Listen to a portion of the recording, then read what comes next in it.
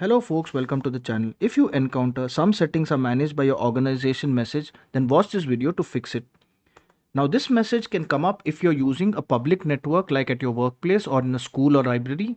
So in a public network, they usually have a system administrator who controls or restricts access to certain settings or the installation of certain apps.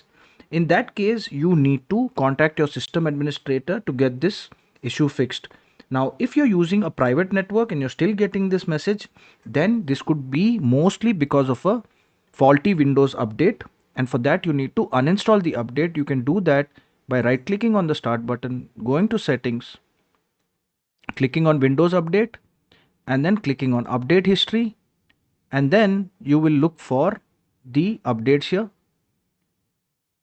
Uninstall updates, you'll go for uninstall updates, and then you will see the update packages here. Now you need to check the date on which they were installed.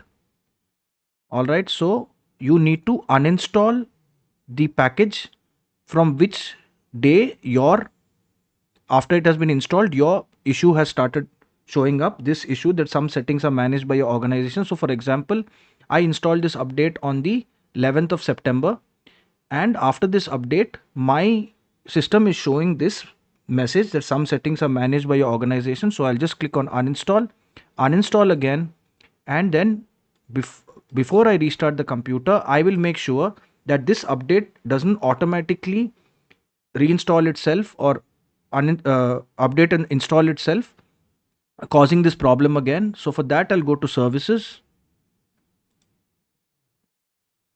and I will look for Windows Update. Click on this and press the W key. Look for Windows Update.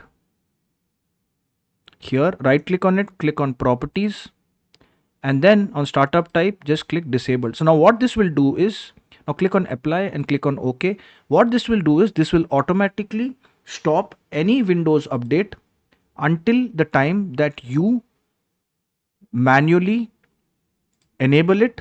So I'll go to Windows Update until I manually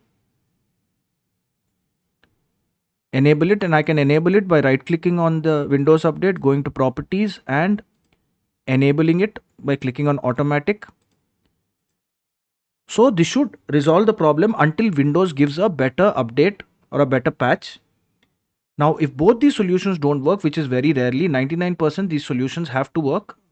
If they don't, then we'll have to reinstall by clicking on the right clicking on the start button, going to settings, and then clicking on system.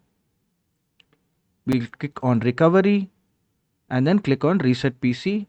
Click on remove everything, but before you do this, make sure you back up all your personal data on a external hard drive,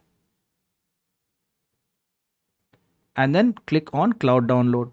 Click on next, and then once this window will come to reset, you need to click on reset and it will install a fresh version of Windows on your computer. If this video helped you, then kindly subscribe to the channel. Enjoy your day.